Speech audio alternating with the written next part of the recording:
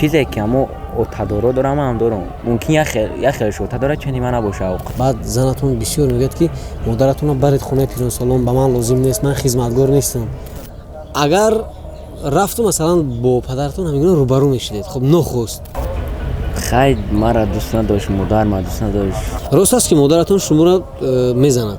فرض کردیم یگون نفر با مادرتون لقمه پرتافت، یعنی یگون گپ پرتافت، همون نفری که پدرتون با او زنا کرد به قول همخوابه شد در خونه‌تون، حالا همون نفر هست رفتو اگر مادرتون اولیدار شود زید میبرید یا نه برای اولیدار شدن مادرتون؟ شرکت صاف سودا داروهای به نمود کپسول پیشنهاد میکند که برای برآوردن ریش، زیاد کردن موی سر، برای فربه یا خراب شدن یا برای نیست کردن کرم به شما کمک میرساند. اگر شما بیماری پوستی بدن دارید یا درد معده به ضرورتی، پس از داروی بیتسا، پروتئین و گینرهای صاف سودا استفاده برید. دستافک در مدت 3 ساعت به همه شهرهای فدراسیون روسیه و دیگر دولت‌ها باشد از 3 تا 5 روز. رقم‌ها در روی اکران. از نام کانال تاجیکان گروپ مراجعه نمایید، حتما تخفیف به دست میارید.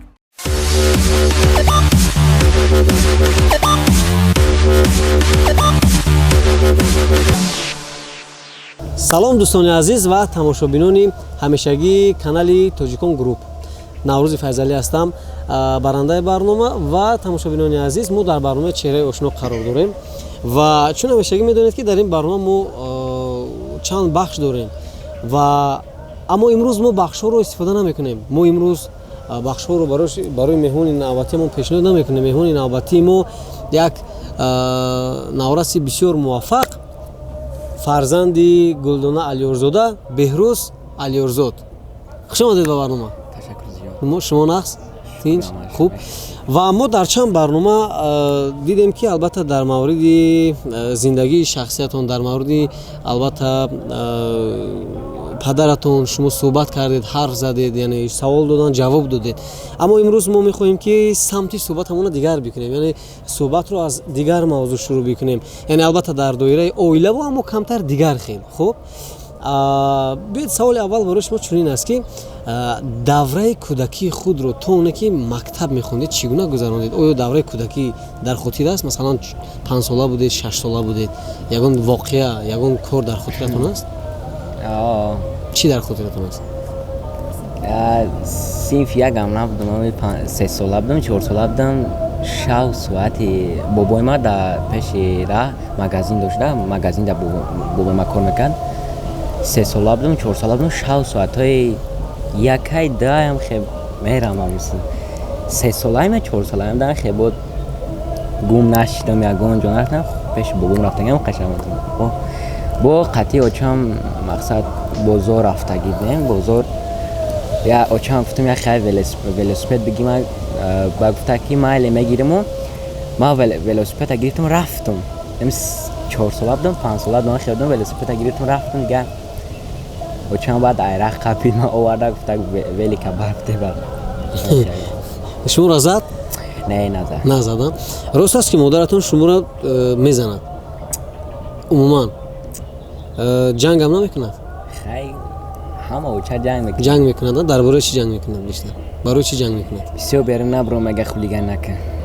یعنی شما بیرون بسیار میبرید؟ در خانه نیستم ببشه. کجا میروین بیرون میبرین؟ کجا میروین؟ پیش جورم خیلی هر جا میرم. با جوراتون چیکار میکنید شما؟ کرده بهتره. خب مناسبت مادرتون با شما پسند است؟ اون چیزی که مثلا مادرتون با شما گپ میزنن صحبت میکنن همون طرز مناسبت با شما پسند است؟ خیلی. از چی روزی نیستید شما؟ همه چی روزیم. اصلا چی روزی هستید؟ نه همه چی روزیم. جنگ میکنن چیکار میکنن مثلا. یک واقعی که در می زندگی دل شما را بسیار از زندگی مونده کرده بود، یعنی از زندگی شکسته بود دلتون، کدام حادثه بود؟ یگان حادثه؟ نه یگان حادثه نشده است. مثلا مادرتون سراینده هستن، سرود میخونند، شما همراهش بیشتر به کنسرت ها میروین، به معرکه ها میروین. فرض کردیم یگان نفر به مادرتون لقمه پرتافت، یعنی یگان گپ پرتافت به قولی، شما چیکار میکنید؟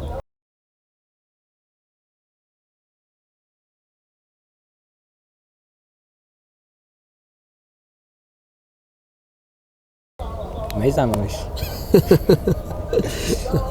همین گونه واقعا یگان بار شده است؟ کودکیم دا سنقل میدم. سنقدی زده بودیم؟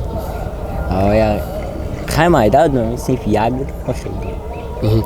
شما چرا خواستید سرآینده شوید؟ یگان کسب دیگر انتخاب نکردید؟ خیلی سرآیندگی کم کم نه که پروکرور میشم. آینده ها؟ نقشه هست؟ بعد فکر میکنم که البته فنی حقوق و تاریخ خوب خونده استوده شما نه؟ خیمیت حقوق بهترین. اگر رفتم مثلا با پدرتون همینگونه روبرو میشدید خب نخست یک گپی که با اون میگفتید چی گپ هست؟ چی میگفتید؟ خیلی گون چشم ما را پرتافتی نشد چی؟ یعنی از زندگی سوال میکردید که برای چی ما را پرت افتید؟ با اندیشه شما همچون یک نفری که علاقه صنف 9 میشوید یک زندگی رو کم کم دیدید میدونید با فکر خودتون پدرتون چی پاسخ میداد بر سوال شما؟ چی میگفت؟ میگم چون خیلی مجبور میشه میگن نمیدونم که خیلی دلی خودش میداند؟ من ندیدم ولی نه یکم برای پیش ندید خیلی فرض کردیم که مثلا امروز از فردا از پدرتون میآید و میگه که من میخوام با شما زندگی کنم شما قبول میکنید پدرتون؟ نه برای چی؟ جناب کلامش تو خیلی خودم زندگی را میفهمم خودم پیش برم زندگی. اگر همین عملی که پدرتون انجام داد همین مادرتون میکرد مثلا مادرتون شما را میپرتافت میرفت و شما کلام میشدید مثلا در همین سن سال اگر مادرتون میومد مادرتون هم قبول نمیکردید مثل این پدرتون میگفتید که من علاقه کلام شدم و میگم پاسخ میدادید قبول نمیکرد مادرتون هم قبول نمیکردید بهترین سلامت باشین. چی واقعی جالبی پدرتون بود که مادرتون به شما نقل کرد هنگام زندگیشون یگان واقعی بود که مثلا مادرتون به شما نقل کرد که با پدرتون من همین گونه خاطره داشتم؟ چی؟ او چه من زده بود بسیار میزد من نقل میکردم خیلی. برای چی میزد؟ او مینوشید میومد خیلی زدگی مست میومد با چون میزد. حالا میدونید که مثلا پدرتون در کجاست؟ عموما درکش هست یکون سروغش هست؟ در کجاست؟ در کویبش در ناحیه کویبش. چیکار میکنه؟ عبدالرحمن جامی. چیکار میکنه؟ همه دام تاکسیسته چون همه دام خیلی. مثلا در این سن سال یگان بار پدرتون رو ندیدید شما؟ بهترین. رفتو اگر مادرتون اویله‌دار شود خب مثلا اویله‌دار شود شما زید میبرید یا نه برای اویله‌دار شدن مادرتون؟ رفتو اگر مادرتون اویله‌دار شود خب مثلا اویله‌دار شود شما زید میبرید یا نه برای اویله‌دار شدن مادرتون؟ در میگید که مثلا پدرخوان میگید چی میگید؟ اکا میگید برای چی؟ خیلی کش میگید. بهترین یعنی مهر محبت پدر که نباشد مثلا پدر گفته نمیشود این یقین است معلوم است. مادرتون به شما حق پدری دارد؟ سببی که از کودکی هم تو این درجه ما رو به بویا رسونده است پدر من اوچمای مادر من.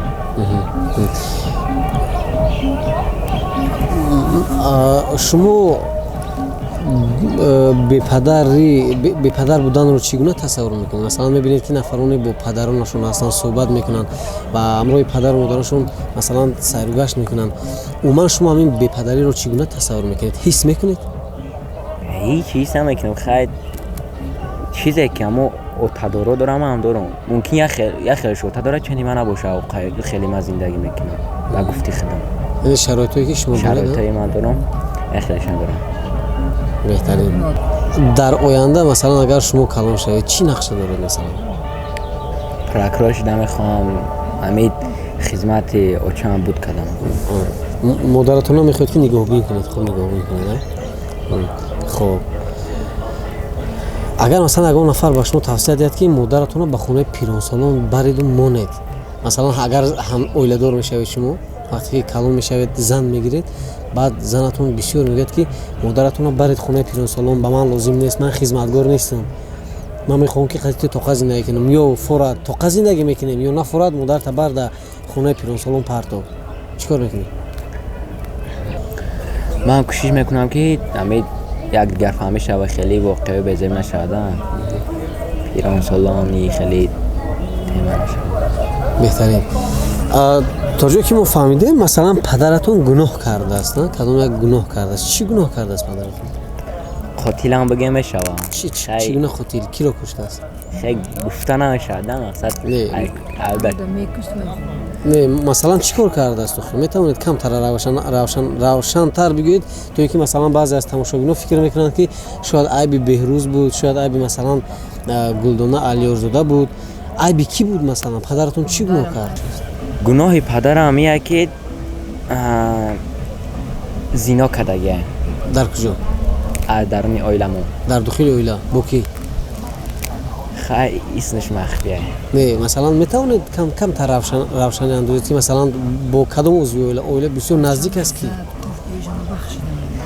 خیلی اوچم زدگه خیلی بسیار بعد منوشی یا را بخشیدم اونه که زنا کردگه نه من فهمیدم شما علاقه گفتید و میتوانید بگید که با کدام عضو اویلتون هرچند که نامش نگویید که مثلا بیبیتون است مثلا یا که کدام یک خالتون است عمتون است تنها میتوانید روشنی اندازید که مثلا کی بوده میتواند همون خودش میدونه برنامه را بینه با خودش میدونه با فکر شما که شرم میدارد از اون کاری کردگیش خیلی شرم او شرم داشت این کار نمیکرد سلامت باشید بچه خب و من باور دارم که البته من بعد نفرانی که واقعا برنامه ما رو تماشا نموده استودن در خوب گوش کردن خوب تماشا کردن و این عمل هایی که واقعا هم شد این واقعه هایی که هست کوشش کنند که دیگه تکرار نشود و بهروز در زندگی شما گفتید که از همه چی راضی هستید هست هم یک واقعه هست چیزی که شما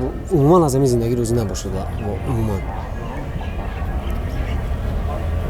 همه چی راضیم من یک سوال دیگر بخشش همون نفری که مثلا همون نفری که پدرتون با او زنا کرد به قول هم خوبه شد در خونه‌تون حالا همون نفر هست؟ بله با شما زندگی میکنه؟ بله بهترین و شما از کی نفرت دارید؟ از اون کس نفرت دارید؟ بله از کی؟ از پدرم چی نفرت دارید؟ خیلی مرا دوست نداشت مادر ما دوست نداشت کارای شرمنده اون که اویله را خیلی شرمنده کردم همین گونه واقع شد که به نزدیکی پدرتون زنگ زد به شما این که به مادرتون این که به اون نزدیکانتون که من میخواهم مثلا گلدانه رو گیرم و یعنی فرزند خودم رو صاحبی کنم این گونه نشد عموما این واقع نشد است این خیلی شبه ما نمیکنیم برای چی شما روزی نمیشوید اخی اوجه اویله ما را پراکنده کرده سلامت باشید من برای شما میدونید یک توصیه میدهم حالا صنف چند میخونید؟ 9 میشم صنف 9 میشوید مکتب نقص خونید البته و کوشش بکنید که با همه زحمتایی که مادرتون برای شما کشیده ایستادن یعنی به همون سزاوار باشید و من بعد شما مادرتون رو همین گونه دستگیری کنید خب سلامت باشید تشکر برای شما و البته من باور دارم که هر نفری که در دنیا مثلا زندگی میکنند البته یک مشکلی دارد زندگی به مشکلی نمیشود و فکر میکنم که همین پستی و بلندی های زندگی است که البته ما میفهمیم و من بعد راهی درست رو انتخاب میکنیم بعد تماشاگران عزیز باور دارم که البته صحبت جالب و کمی هم باشد آشکار ما امروز برای شما پسند آمد و مهمان برنامه چهره آشنا بودن بهروز علیارزاد و برنامه دیگری ما البته در روزهای بعدی برای شما پیشنهاد می شود خدا نگهبان